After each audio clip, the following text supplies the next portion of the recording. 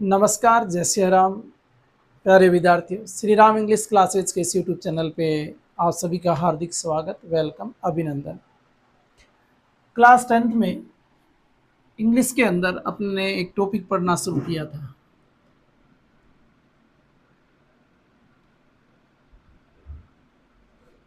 Class 10th वालों के लिए, 10वीं कक्षा के विद्यार्थियों के लिए सब्जेक्ट इंग्लिश,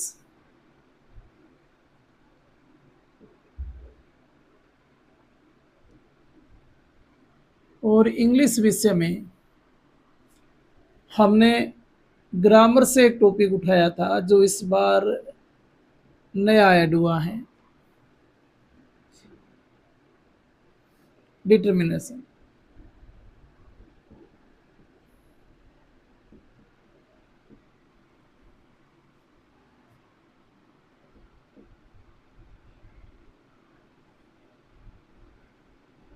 इस टॉपिक में अगर मैं बात करूं तो ये क्लास 3rd है, पार्ट 3 देखेंगे आज।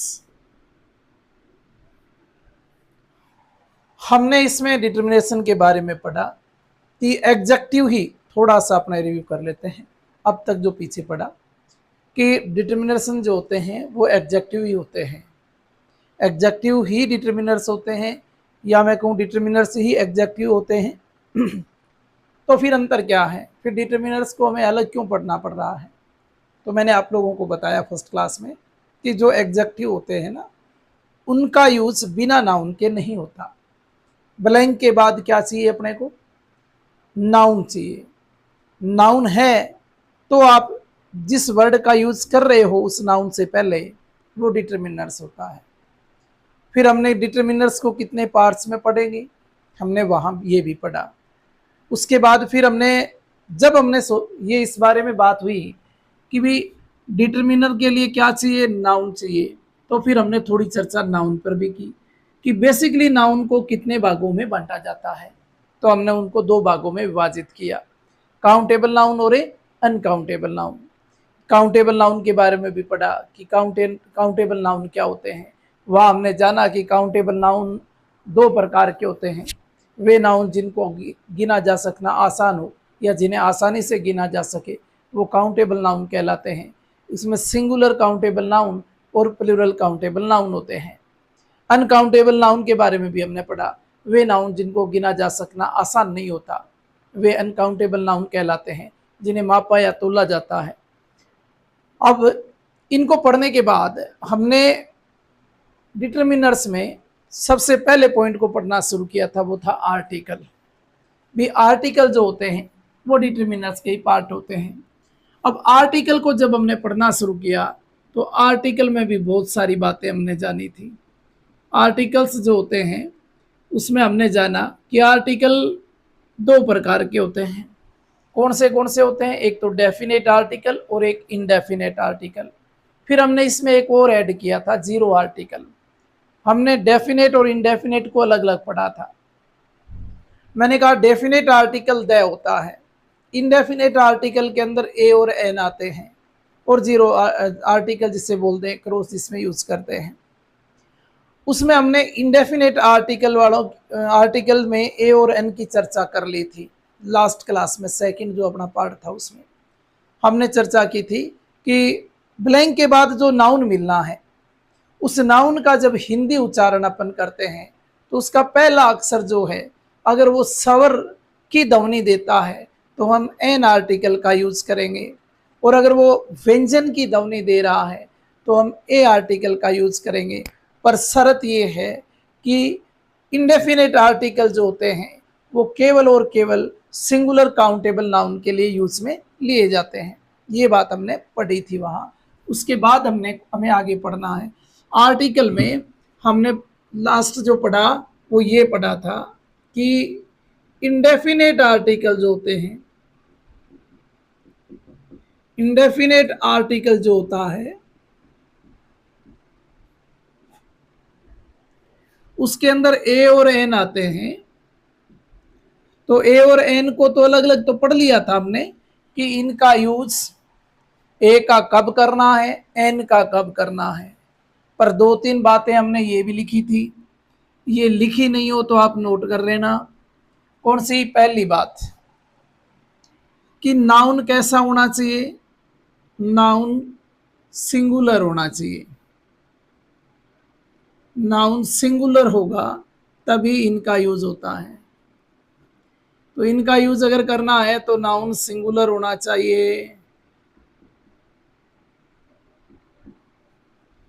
प्लूरल नाउन के साथ इनका यूज नहीं होगा।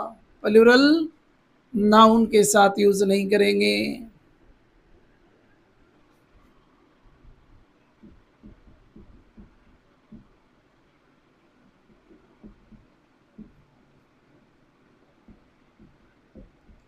एक बात तो हमारी आसान होगी। एक बात और सीखी थी। दूसरा पॉइंट ये था कि इनका यूज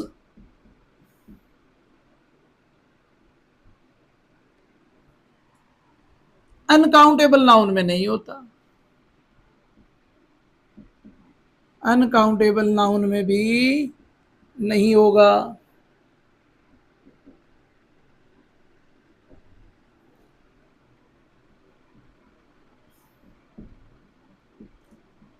और भी पढ़ा था हमने। अब जिस नाउन के लिए आप इसका यूज कर रहे हो वो आपके लिए इंडेफिनेट होना चाहिए। यानी जिस नाउन के लिए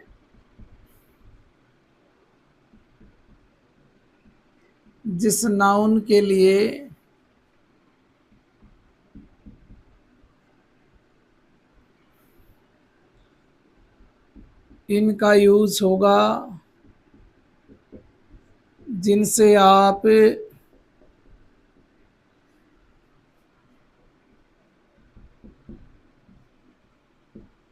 परिचित नहीं हैं।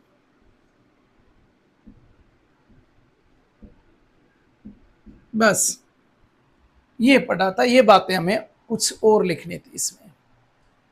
ए और एन का यूज सिंगुलर काउंटेबल नाउन के साथ ही नाउन सिंगुलर होना चाहिए। प्लूरल नाउन के साथ इनका यूज नहीं होता। काउंटेबल नाउन ही होता है सिंगुलर प्लूरल, अनकाउंटेबल तो होता ही नहीं। इनका यूज हमने नीचे लिख भी दिया। अनकाउंटेबल नाउन में भी नहीं होगा, ये भी ध्यान रखें। प्लूरल नाउन में भी नहीं होगा, अनकाउंटेबल में नहीं होगा, तो केवल और केवल सिंगुलर में। जिस नाउन के लिए इनका यूज होगा, उस नाउन के लिए इनका यूज होगा जिनसे आप परिचित नहीं है।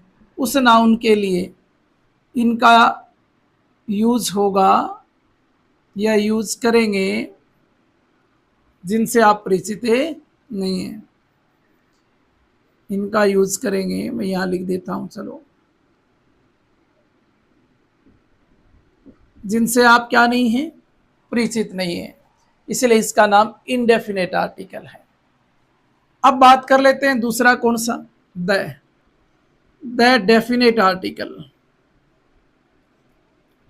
कुछ बातें द की लिख लेते हैं। भी द का यूज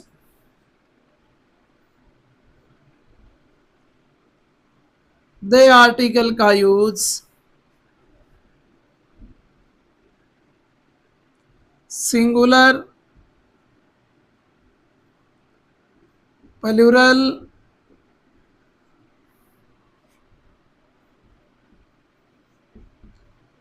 काउंटेबल व अनकाउंटेबल तीनों नाउन के साथ होता है। तीनों प्रकार के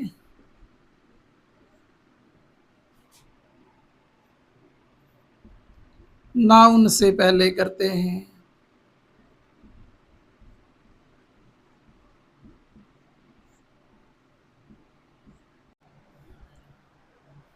तो हमने बातें नोट की कि द आर्टिकल का यूज कब करना है, एन आर्टिकल का यूज कब करना है। अब देखिएगा, अब इसमें हमारे पास तीसरा आर्टिकल जो था, मैं जिसकी बात कर रहा था, वो बात करनी थी जीरो की। भी जीरो आर्टिकल कह दो, नाम दे ही देते हैं। आर्टिकल में ही जब आता है तो इस प्रकार से क्रॉस का जाए यूज करना है। इसका यूज कहाँ नहीं होता, पहले तो देखो सिंगुलर काउंटेबल के नाउन के साथ, सिंगुलर काउंटेबल नाउन से पहले पहले क्रॉस कहो जीरो, आर्टिकल का यूज नहीं करते। आर्टिकल तो क्या होता है ये, पर फिर भी मैं लिख देता हूं, जीरो का यूज नहीं करते, बस सीधा ही लिख दो ना, क्रॉस का यूज नहीं होता। एक समस्या का समाधान हुआ कि जो सिंगुलर काउंटेबल नाउन है वहां या तो एन का प्रयोग हो सकता है या द का, पर इसका नहीं हो सकता। दूसरा, क्रॉस का यूज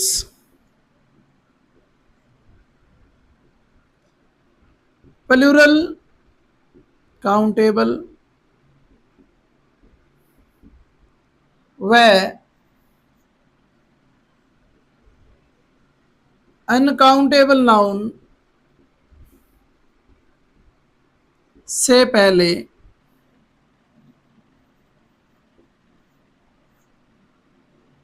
होता है।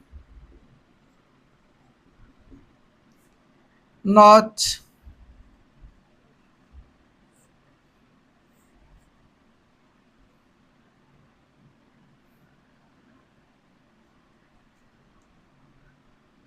प्लूरल काउंटेबल नाउन हो, प्लूरल काउंटेबल नाउन हो या अनकाउंटेबल नाउन हो,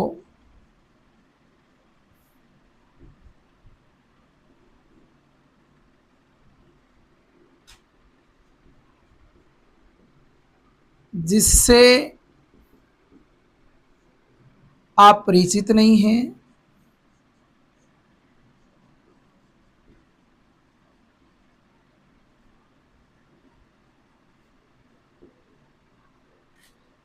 वाक्य में दोबारा जिसकी चर्चा ना हो रही हो,